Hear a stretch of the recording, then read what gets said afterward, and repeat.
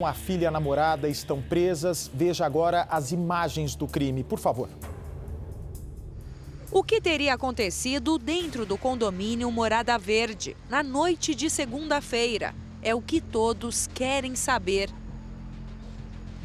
Duas mulheres presas temporariamente e pelo menos mais uma pessoa envolvida no crime.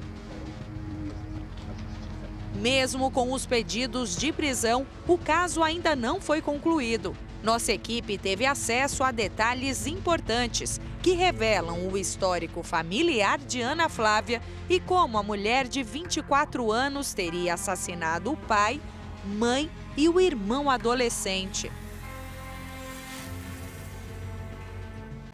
Quando tinha apenas 12 anos de idade, Ana Flávia já demonstrava problemas de comportamento. Até então, a única filha de Romoyuki e Flaviana, à época, Ana Flávia fugiu de casa. A menina foi encontrada em uma comunidade, quase 2 semanas depois de desaparecer. A partir daí, passou a receber mais atenção dos pais, que seriam assassinados por ela 12 anos depois. Mostrava algo de diferente? Não, existe os parentes mais próximos, né? O Flávio, que é irmão da Flaviana, eles falam que depois que ela começou esse relacionamento com a Karina, ela se distanciou, ela foi morar fora da casa dela, ela saiu da casa dos pais. Ana Flávia trabalhava com a mãe e ganhava, além do salário, uma mesada escondida do pai. Também ganhou um carro quando completou a maioridade e teve a faculdade paga pelas vítimas. Mesmo assim, Ana Flávia não terminou o curso de engenharia. A filha presa pela morte da própria família sempre teve tudo o que queria. Até mesmo que a união dela com Karina fosse aceita pelos pais. Ana Flávia nunca escondeu a opção sexual e já havia apresentado mais de uma namorada para os pais. Segundo os parentes, a família assassinada sempre foi discreta e não costumava dividir os problemas que poderiam enfrentar. Era uma família de pessoas trabalhadoras, pessoas do bem, sabe? Muito discreto, né? O Romeu era um cara muito discreto, um cara muito família, sempre ajudou muito a família dele, a família da esposa. E era uma família tradicional, normal, entendeu? Pessoas do bem, trabalhadoras, todo mundo sempre trabalhou muito. E os momentos que tinham oportunidade de estar junto era momento de descontração, muita risada, muita piada, muita alegria. Esse crime é um crime que a gente ainda não conseguiu entender, né? A barbaridade da forma que foi, pegou todo mundo muito de surpresa. Se fosse uma família de muita desavença, muita desunião, a gente até entenderia, acho que um pouco melhor. Então, foi pego de surpresa. Literalmente, ninguém esperava. O relacionamento de cerca de 2 anos foi marcado por idas e vindas. Em agosto do ano passado, Ana Flávia esteve em uma reunião familiar com outra namorada. De repente, reatou com Karina e as duas se casaram em segredo.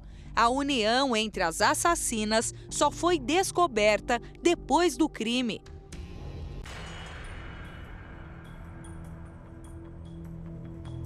Casados há 25 anos, Romoyuki e Flaviana sempre moraram neste condomínio. A família não tinha pretensão de sair da casa onde os 2 filhos nasceram e cresceram, mesmo com a melhora da saúde financeira. Ultimamente, eles tinham trocado o carro, investido em um novo veículo e tinham recebido uma herança. O pai de Flaviana morreu no início do ano passado e deixou para os 3 filhos R$85 mil para cada um. Segundo a família das vítimas, a motivação desse crime pode ter sido financeira. Consegue entender, então, qual pode ter sido a motivação? Da forma que o crime aconteceu, a gente não consegue entender. A gente sabe que tem alguma coisa, né? Porque toda essa situação demonstrou um pouco de ódio. Tá muito prematuro para falar em crime financeiro, entendeu? Mas, assim, é isso que dá a entender. Que foi um crime causado por questões financeiras. A gente está entendendo e acreditando que seja isso.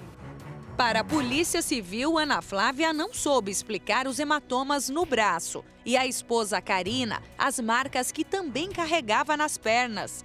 Todas as provas do crime deixadas para trás levaram a polícia até o casal investigado e preso em menos de 24 horas. A Polícia Civil começou a desvendar o mistério a partir das câmeras de segurança do condomínio. A primeira imagem revelou a saída de 2 carros aqui do local por volta da 00:30. Essa câmera de segurança, bem aqui em cima do portão de saída, flagrou 2 carros. Na frente era o carro de Ana Flávia e Karina. E atrás, o carro da família encontrado carbonizado horas depois, a cerca de 5 quilômetros de distância daqui. Inicialmente, a Polícia Civil acreditava que poderia ser Flaviana, a vítima, dirigindo o próprio carro. Mas a investigação apontou que o crime já havia acontecido dentro da casa. Câmeras de segurança de casas vizinhas apontaram toda a movimentação na frente da casa da família. Segundo testemunhas e também as câmeras de segurança, o casal estava aqui no condomínio desde as 6 horas da tarde. Por diversas vezes, até a 00:30, Ana Flávia entrou e saiu do condomínio, usando o carro dela. Lá dentro, na porta da casa, as duas estariam sentadas por volta das 10 horas da noite. Flaviana teria se aproximado. Elas bebiam cerveja e conversavam. De acordo com as imagens, parecia que estava tudo bem entre a família. Mas cerca de 2 horas depois, a movimentação estranha começou a acontecer. Ana Flávia e Karina passaram a manobrar os 2 carros da família.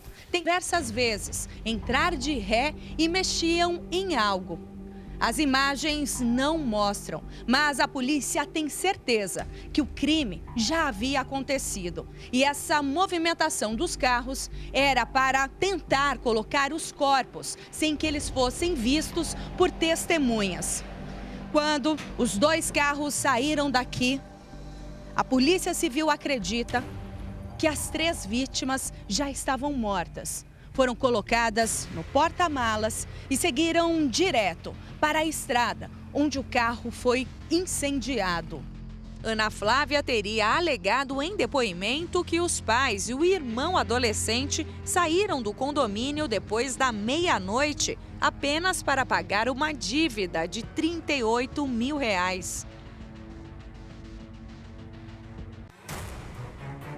Todos os indícios apontam que o crime aconteceu dentro da casa.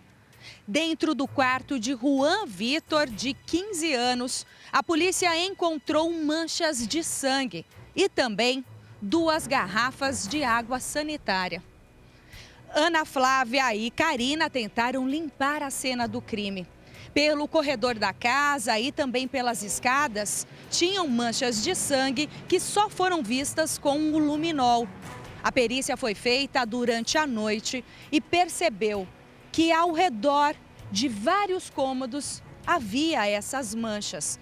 No quarto de Juan, as manchas estavam espalhadas. Aparentemente, as assassinas tentaram acabar com os vestígios, mas desistiram. A casa estava totalmente revirada, como se tivesse sido a família vítima de um assalto, um latrocínio. O cofre foi aberto. A mãe de Flaviana desmaiou assim que descobriu que a própria neta havia planejado e praticado o crime. Difícil para a família aceitar algo tão bárbaro.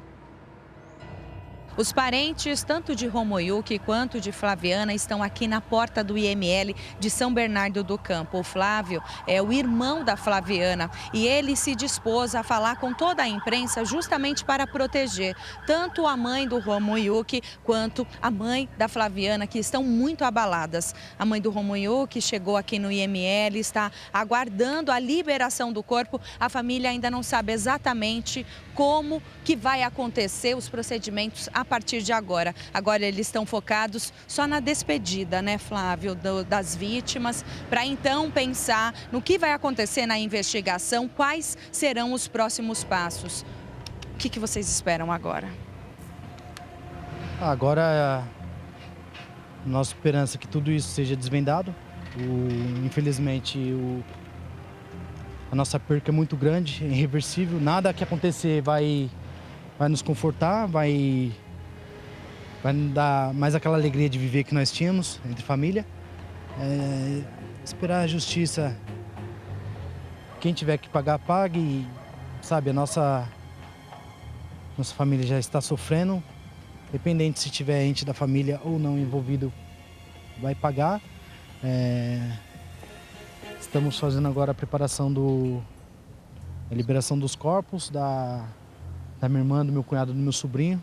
Apesar de moradores da região terem ouvido disparos, a Polícia Civil acredita que as vítimas tenham sido mortas com um pedaço de madeira, que pode ter sido queimado dentro do carro.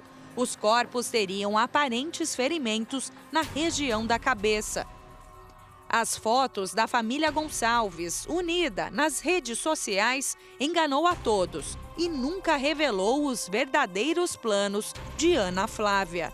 Vocês nunca vão conseguir entender uma barbaridade dessa. Não. Pela pessoa que minha irmã foi, pela pessoa que meu cunhado foi, pela criança que meu sobrinho era e pelo homem que ele estava se tornando, não dá para acreditar no mensurar capacidade, tamanha loucura, vamos dizer assim, de ter acabado com uma família perfeita que a gente ama. São muitos pontos ainda a serem esclarecidos sobre o assassinato do casal de comerciantes e do filho adolescente. Mas a polícia já tem uma certeza. Todos os indícios apontam da participação das duas. Então, essa é a linha de investigação. Todas as investigações apontam nesse sentido e o inquérito caminha nesse sentido. Pelos elementos já reunidos pela investigação, Ana Flávia, filha do casal, e a companheira Karina foram presas temporariamente por envolvimento nas mortes. As câmeras de segurança do condomínio foram importantes para essa conclusão. As imagens divulgadas hoje pela polícia mostram uma grande movimentação no condomínio onde a família vivia no dia do crime. Por volta das 6 horas da tarde, o veículo prata chega ao condomínio. De acordo com a polícia, é o carro de Ana Flávia. Ao lado dela estaria a companheira Karina. O veículo faz viagens entrando e saindo do condomínio ao entardecer. Às 6h21, é possível ver uma pessoa sentada em um banco do condomínio. De acordo com a investigação, poderia ser a própria Ana Flávia.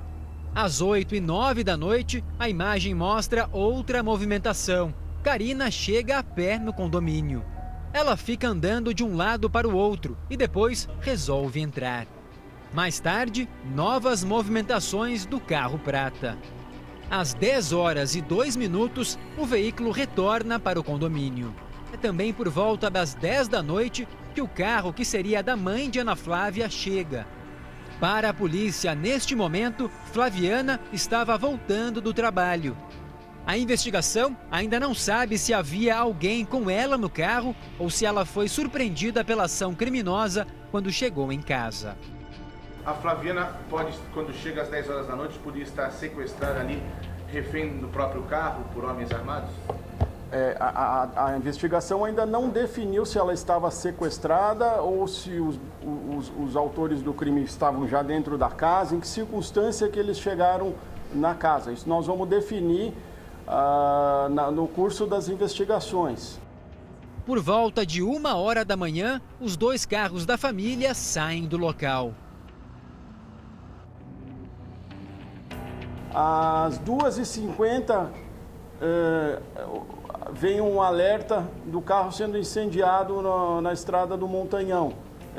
Vem um alerta e a Polícia Militar é chamada para atender o local de incêndio com os corpos já dentro. Ligam para o Copom? Ligam para o Copom, né? Há relatos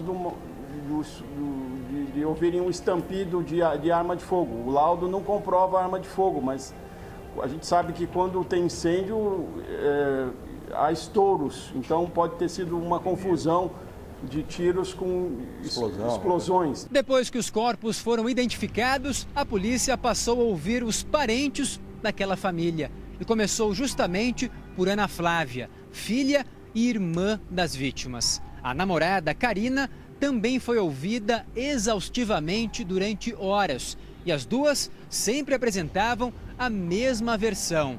Ana Flávia dizia que passou o dia na casa dos pais, que Karina havia chegado durante a noite. A mãe chegou pelas 10 horas da noite. Flaviana, depois disso, teria recebido uma ligação que intrigou a todos. Era uma ligação urgente, segundo ela, que ela teria que sair de casa, abastecer o carro primeiro e depois ir para Minas Gerais, mas não explicou o motivo. Antes disso, no entanto, a família teria um encontro importante. Teria que ir até um agiota para fazer um pagamento a ele. Explicações que só deixaram a polícia com mais dúvidas. Os policiais perceberam diversas contradições nos depoimentos e passaram a suspeitar do que Ana Flávia e Karina estavam contando. A dívida com o agiota seria de R$200 mil, mas existem relatos que o comerciante estava bem financeiramente, inclusive expandindo os negócios. Foi acompanhar o pagamento do agiota com os pais, que é uma coisa estranha, né? Porque se você vai pagar um agiota e no contexto que ela falava que o agiota era violento, você não vai levar o seu filho para um pagamento perigoso. Então, isso não estava batendo, os horários não estavam batendo. O comportamento de Karina nas imagens sempre ao celular e as roupas que usava também chamaram a atenção.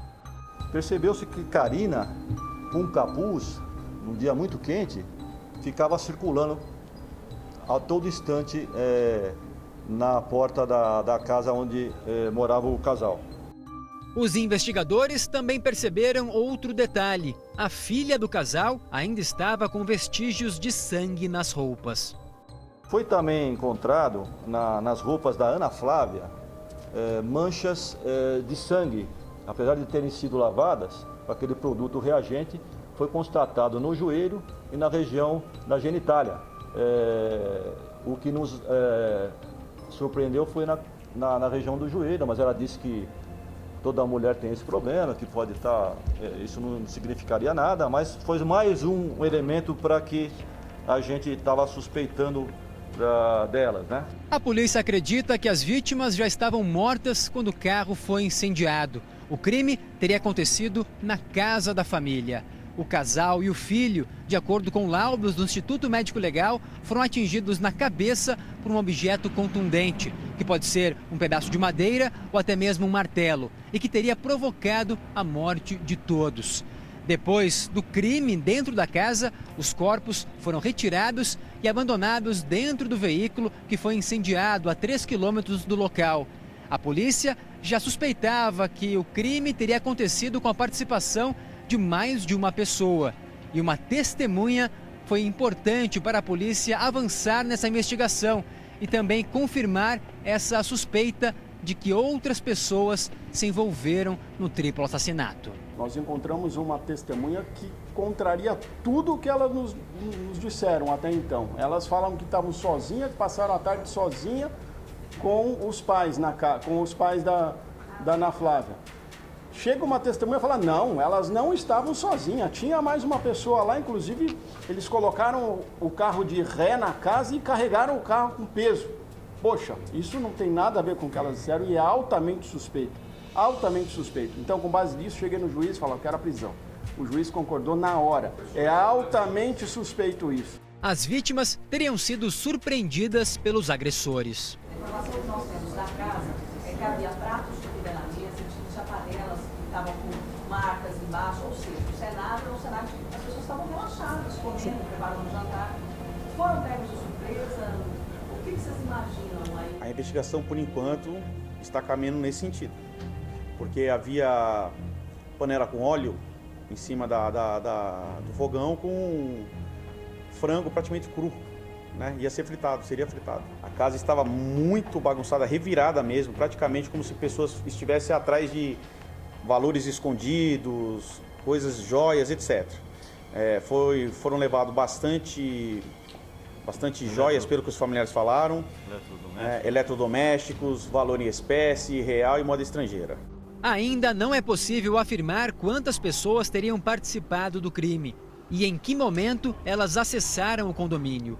O carro da família teria saído do condomínio com Flaviana ao volante, mas já contra a sua vontade. A Flaviana que sai dirigindo o carro, ela supostamente sai dominada, essa é a linha. Teria sido morta na casa? Não. A linha de investigação é que ela sai dominada, sai sequestrada.